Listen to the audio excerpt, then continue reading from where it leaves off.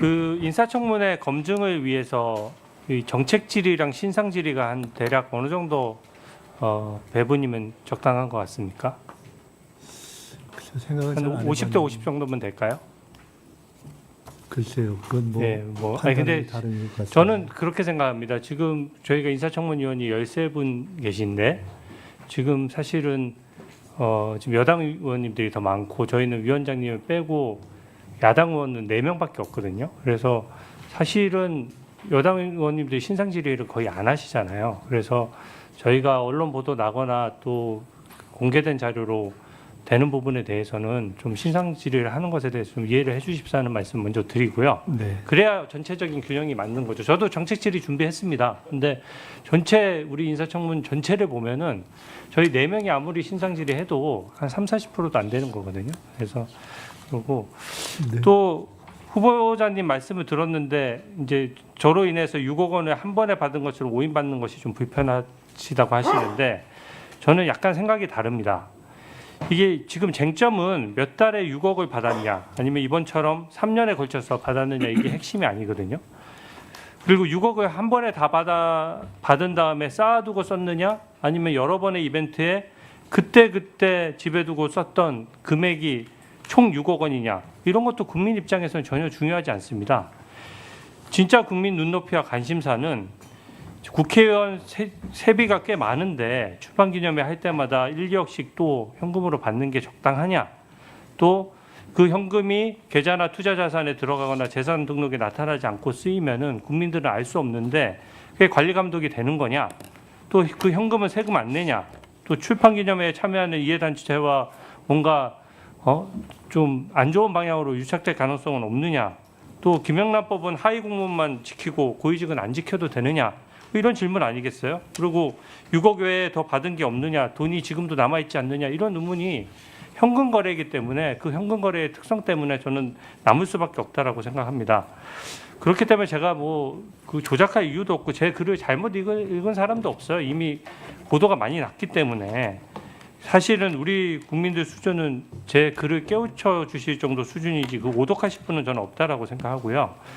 출판 기념회도 제가 무조건 잘못됐다는 거 아닙니다. 실태가 드러났고 그게 얼마나 오래된 관행일지 몰라도 국민이 불편해하시면 고치자는 거예요. 그래서 제도권으로 양성화하자는 건데 제가 정치자금법 개정안을 발의했는데 솔직히 좀 내용을 이슈화하기 위해 가지고 검은봉투법으로 이름을 지었지만 사실 그런 이름이 불편하시면 제가 중립적으로 바꾸겠습니다.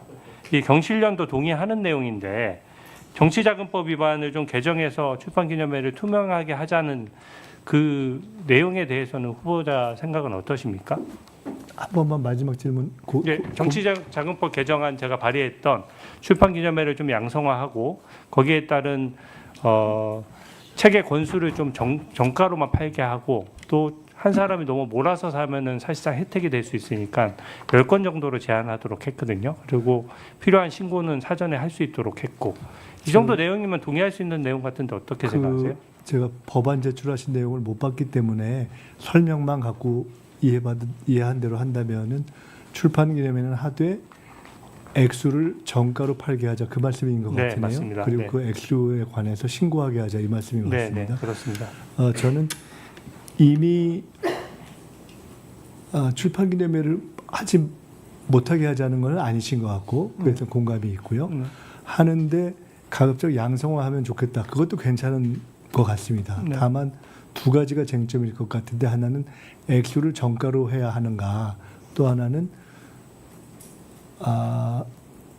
그러면 그거를 공개하느냐가 있는데 공개하는 것은 신고죠 공개가 네, 공개 아니라. 내지 신고죠. 네네. 나쁘지 않을 것 같습니다. 어차피 전반적으로 다 우리가 수익을 신고한다는 점을 비춰본다면은 그거는 조의금이나 축의금을 신고한다라는 거는 조금 더 다른 문제니까 아마 조의금, 축의금을 온 국민에 한해서 신고하기 예, 정치인이니까 조금 더 제한을 아니실 받자는 것 거죠. 같아서 그것도 일반 문인이 아니라 정치인에 한해서라고 전제하신다면 신고도 저는 있을 수 있다고 보는데 다만 정치 신인들에게 후원해도 지금 허용되지 않은 현실을 감안해 본다면 저는 가령 저보고 만약에 법을 내라면 네. 정가의 뭐 3배 한도를 둔다라든가 뭐 이런 거는 혹시 검토해 볼 수 있는데 네. 지금 당장 그거는 네, 조금 잘 알겠습니다. 무리도 뭐, 있을 수 있지 않겠나. 근데 예. 뭐 제가 의견이 있는 건 아닙니다. 왜냐하면 예. 지금 갑자기 질문 주셔서 예, 좋습니다. 생각을 많이 못 해봤습니다. 예. 그 SK 사건 언급이 계속 나왔는데요. 저는 기본적으로 2002년 사건이고 제값도 치르셨고 심지어 사면도 안 받으셨고 23년 지나서 그 시대 상황도 이해하거든요. 그래서 저도 판결문에도 후보자가 아닌 당이 먼저 요청했다 이렇게 되어 있습니다. 저도 봤어요. 근데 제가 불편한 점은 이것을 지금 현재 바라보는 그 후보자님의 시각입니다. 이 판결문을 인정하지 않고 그 불법성을 좀 부정하는 듯한 뉘앙스가 있거든요. 이게 어떤 포인트냐면 그 당시에 지금 많은 영수증들이 있는데 영수증 처리를 좀 잘못한 사안을 가지고 검찰이 조작했다 이렇게 말씀을 하시는데 현재 국민의 법적 기준에는 저는 못 미친다는 생각이 듭니다. 이게 딱 움직일 수 없는 장면이 있거든요. 현금 2억 원 정도를 SK 임원이 직접 가져와서 후보자한테 전달을 했다는 것이고 영수증 처리가 안 된다는 말도 직접 했었고 이게 판결문에 딱 나와 있어요. 과거니까 유감 표명 정도 하고 넘어가면 될 사안인데 당시 장면만 놓고 보면 이렇습니다. 5만 원짜리가 없었어요. 10,000원짜리다 보니까 이게 쇼핑백으로 따지면 6, 7개 들어가고 무게로도 23kg가 조금 넘습니다. 그러면은 사실은 딱 하나의 질문에 봉착하죠. 이게 만약에 영수증 처리가 가능하고 합법적인 상황이었으면 계좌 송금하면 될 것을 당시에는 기업의 후원이 가능했거든요. 그러니까 계좌 신고했으면 될 것을 어렵게 낑낑대고 그 많은 현금을 직접 들고 와서 주는 것이 과연 그 장면을 봤을 때 약간 불법성의 인식이 없었느냐 하는 생각이 드는 것이고 그 당시 2002년도에 10,000원은 지금 5만 원 이상의 가치가 있습니다. 당시 대졸 신입사원이 모았을 때 꼬박 9년을 모아야 되는 금액이거든요. 그 점에 대해서 어떻게 생각하십니까? 일단은 처음에 말씀 주신 그 법원의 판결 내지는 결과적으로 불법인 것 자체를 부정하느냐에 대해서는 그렇지 않다는 말씀을 아까 배준영 의원님 질문 주셨을 때 이미 드렸습니다. 왜냐하면 제가 당시 최후 진술한 것을 기억하는데 결과적으로 영수증 처리가 안 돼서 불법인 것은 이건 어쨌든 제가 후보로서 책임지겠습니다라고 말을 그때 했습니다. 다만 그때 동시에 뭐라고 말씀드렸냐면 좀 설명을 드려도 된다면 근데 똑같은 상황이 다시 온다면 어떻게 해야 될지 솔직히 잘 모르겠습니다. 이렇게 얘기를 했습니다. 왜냐하면은 두 가지가 그렇습니다. 하나는 당시 제가 그 판결문에 나와 있는데요. 그 당시 가져오신 SK 회장이 되신 분입니다. 갑자기 연락이 와서 제가 들어갔더니 그분이 오셨고 옆에 말씀하신 대로 봉투가 큰 게 놓여있는데 6개, 7개는 아니었어요. 뭐 하여간 있었어요. 그래서 저한테 와서 인사를 하면서 누구라고 하길래 그러시냐. 근데 이거 근데 제가 뭔데요? 그랬는가 하긴 뭐 그랬는데 그분이 표현하기를 제가 상황을 잘 이해하지 못하더라 이렇게 표현하셨습니다. 보셨을 테니까 아시겠죠. 그 제가 물었더니 위에서 보내서 왔습니다. 그러니까 그게 이제 중앙당을 뜻하는 것이었어요.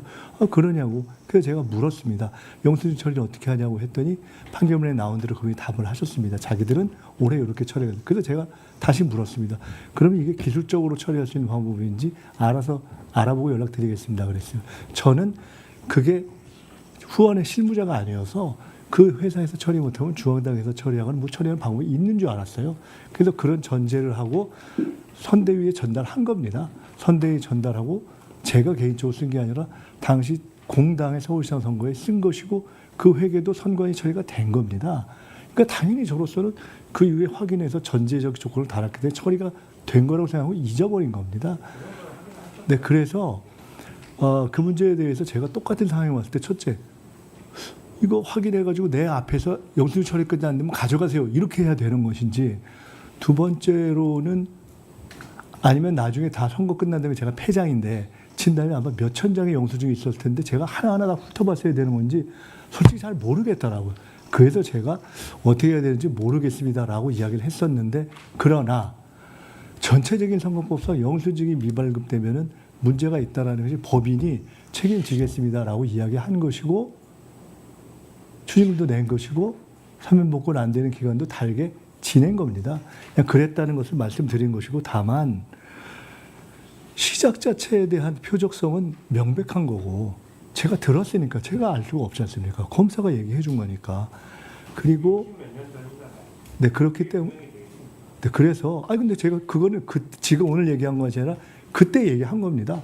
그렇기 때문에 뭐 어떻게 할 수가 없는 것이어서 그래서 제가 사실은 이번 청문회에 그 당시에 그 대기업의 회장과 담당 검사를 찾아서 불러줬으면 좋겠다고 여러 번 우리 김영관 사한테 요청했던 겁니다. 그리고 그 당시 오셨던 분이